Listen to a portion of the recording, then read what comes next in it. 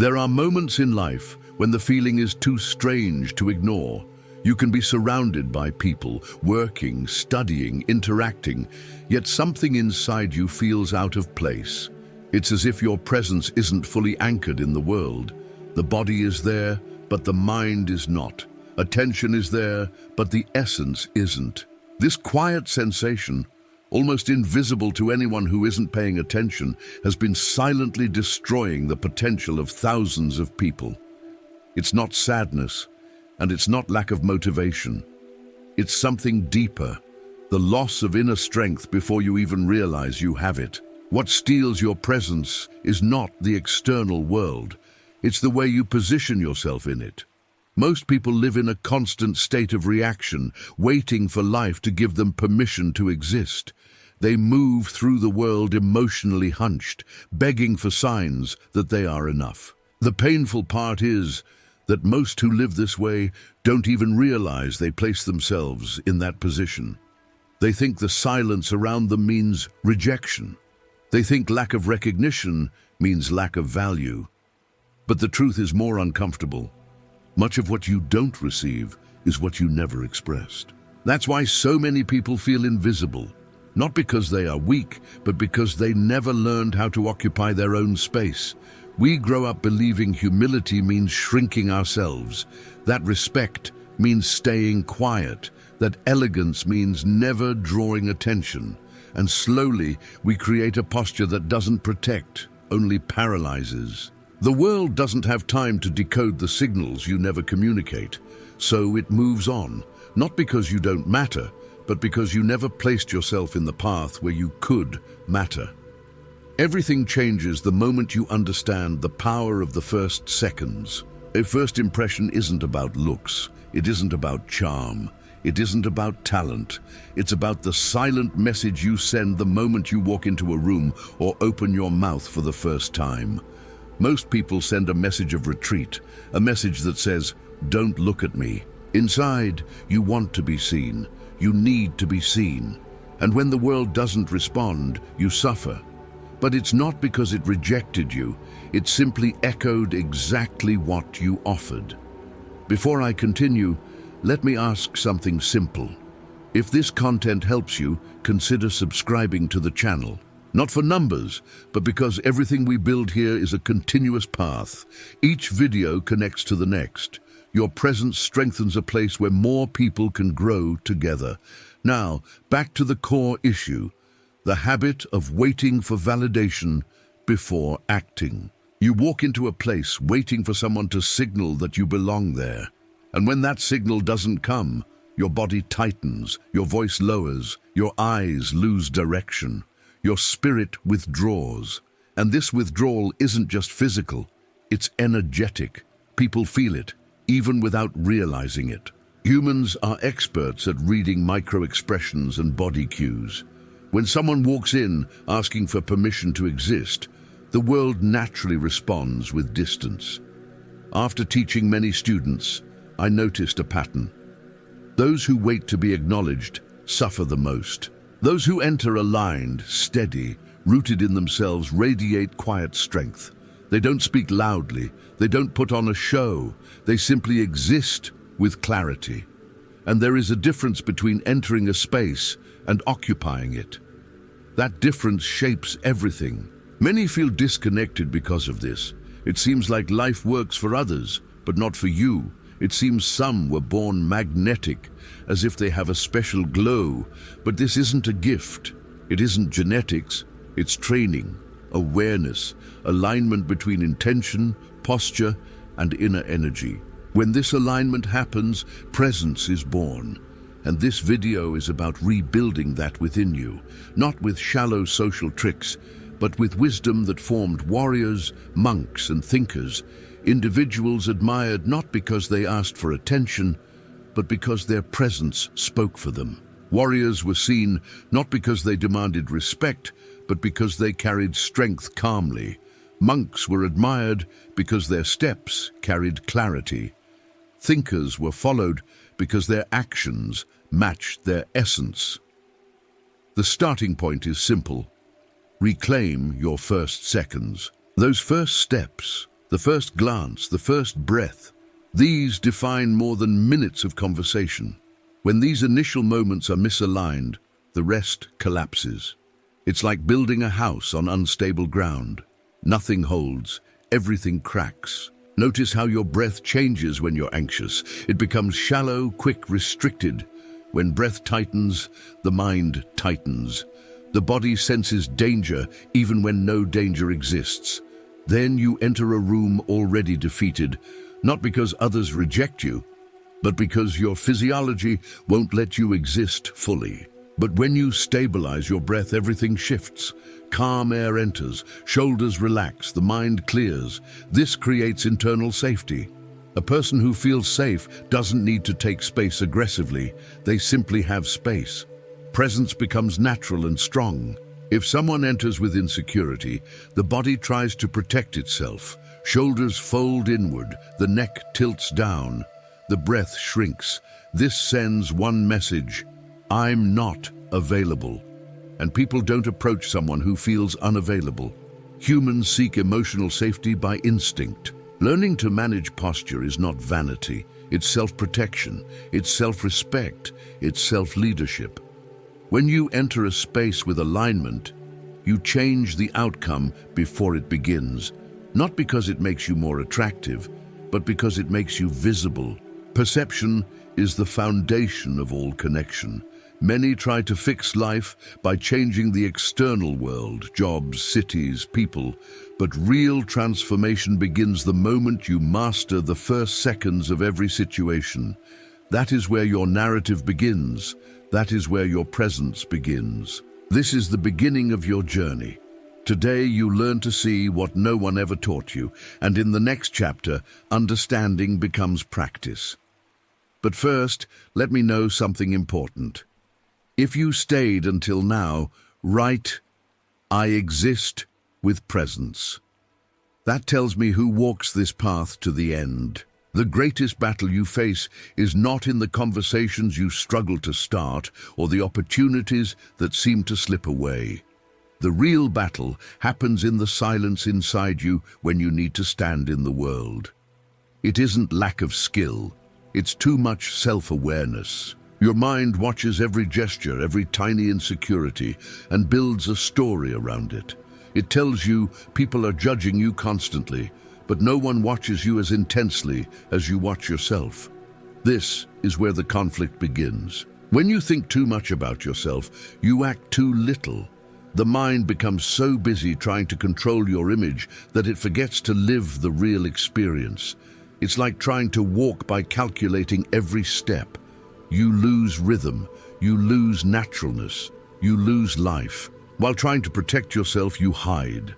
And while hiding, you dim your own light. The world cannot see the internal effort you make. It only sees what spills outward. And when nothing spills out, the emptiness around you grows. This creates a cycle. The less response you receive, the more you withdraw. The more you withdraw, the less response you receive. And slowly, life tightens around you until you start believing you are not someone others want to connect with. But the root of this is simple. Outer presence depends on inner stability. If inside you there is fear, tension, or a rush to be accepted, your body reveals all of it. Every gesture becomes stiff. Every smile looks forced. Every word sounds like a request for approval. People sense this. Not because they're judging you closely, but because the human body is built to detect discomfort. It's instinct. Confidence attracts. Insecurity blocks. It has always been this way, even before civilization existed. Before any technique, you must align your inner presence. This is not mystical. It is simple. It starts with your breathing. Notice how your breathing changes when anxious. It becomes short, fast, and shallow. When breath tightens, the mind tightens. Your body interprets this as danger, and when you enter a room with a body in alert mode, even without real threat, everything feels threatening. You feel out of place, not because others rejected you, but because your physiology never let you truly arrive. Observe what happens when you stabilize your breath. Calm air enters, a slow exhale follows. Your chest opens, your shoulders lower, your mind clears. This creates internal safety. From that safety, presence emerges naturally. This is not performance, it is alignment. Next comes the difficulty of exposing yourself without feeling vulnerable. Many confuse presence with performance. They believe they must impress, entertain, or prove value. This creates a false version of themselves, exhausting, artificial, disconnected. The harder you try to be special, the further you drift from yourself. People feel when someone is acting. They can't always explain it, but they sense the lack of authenticity, and nothing blocks connection more than inauthenticity. No technique can fix that.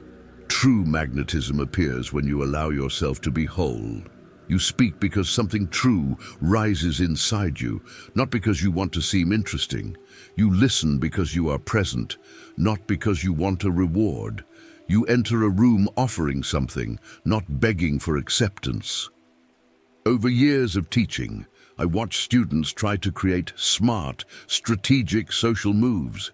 They practice perfect lines, perfect timing, perfect behavior. None of it worked if their internal energy was misaligned. Effort without essence becomes invisible. I also observed others who arrived without pretense, carrying only calm. They didn't try to impress, didn't ask for approval. They simply existed with clarity. And those were the ones who left a mark, because presence comes from state, not strategy. You are not perceived by what you say, but by the state you are in when you say it. Not by the posture you imitate, but by the intention behind it. Not by what you do, but by how you do it. A clear inner field creates a clear outer presence. A confused inner field creates a diluted presence. Now we reach the deepest conflict, the silent search for validation. This fear shapes everything: your voice, your walk, your gaze. The stronger the need to be accepted, the more artificial you become. And the more artificial you become, the fewer real connections appear. The path is to release validation as a necessity.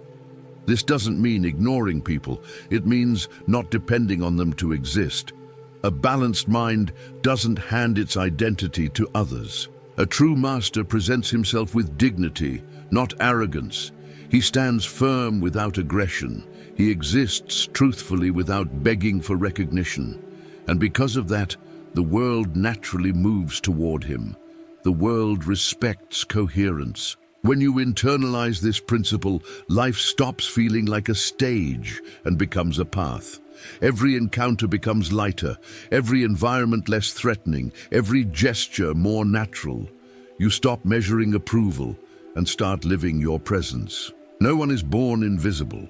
Invisibility is built through repeated moments of withdrawal, and magnetic presence is built through the opposite, alignment.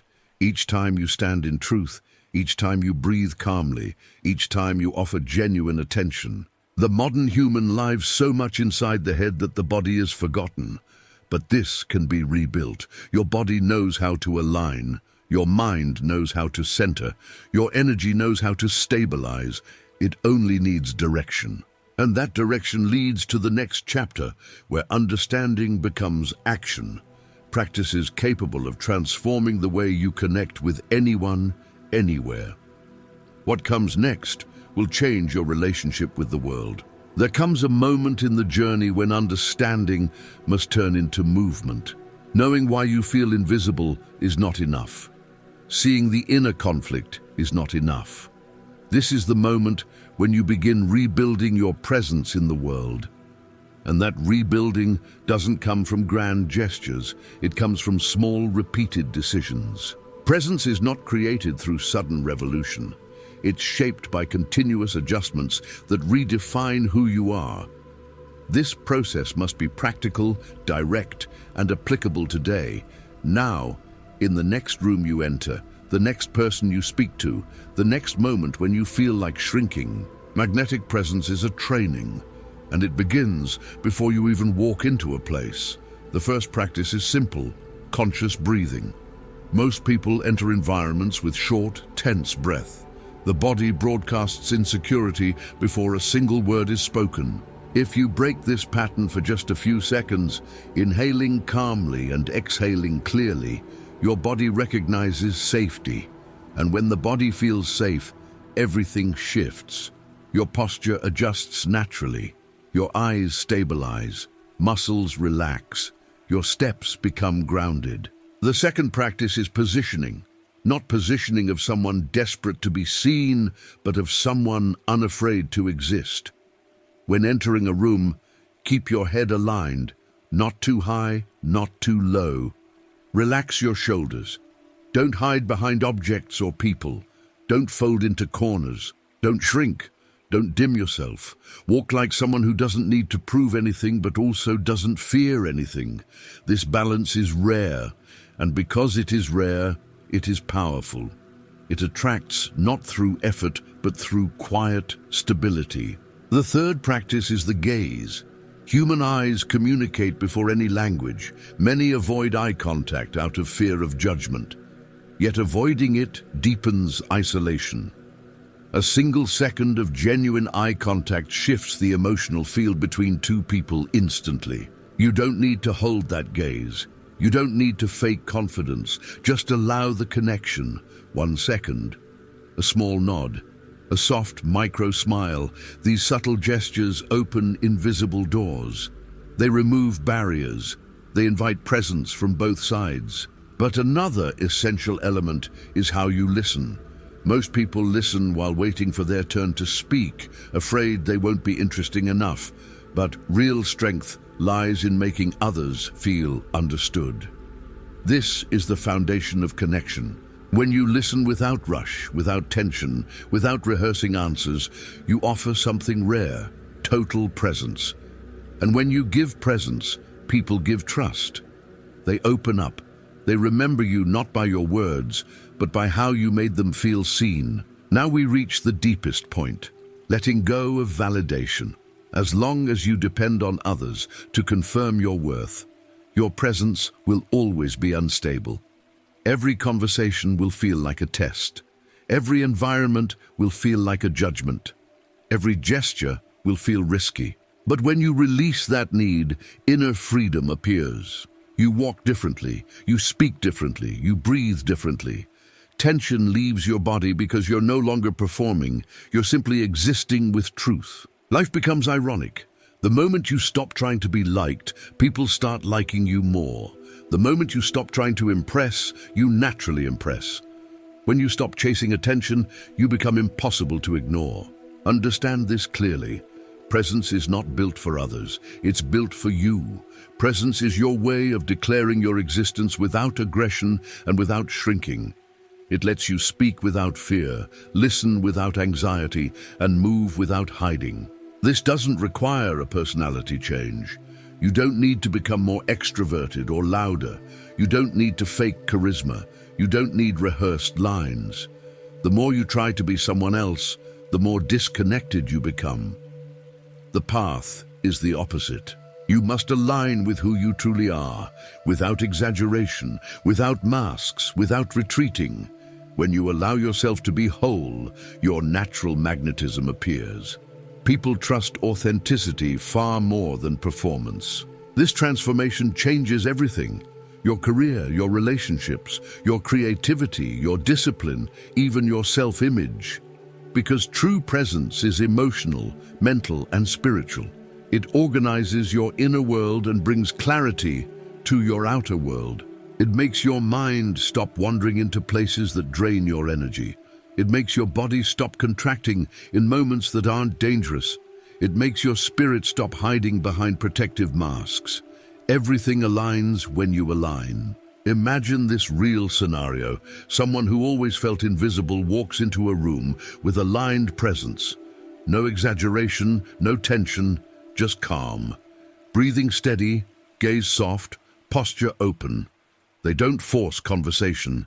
They simply exist with clarity. And something happens. Someone approaches them, then another, then another. Their presence creates space, and within that space, natural connections appear. Not because they performed, but because they were real. The world responds differently when you respond differently to the world. That is the essence of everything in this journey. Presence is not charisma. It is not beauty. It is not perfect speech. Presence is truth. Presence is calm. Presence is inner alignment. And this works for anyone, anywhere, in any age or profession, because presence is a human foundation, and what is human is universal. Nothing you need is outside you. Everything is already inside, waiting to be activated. What I want you to carry from this final chapter is simple.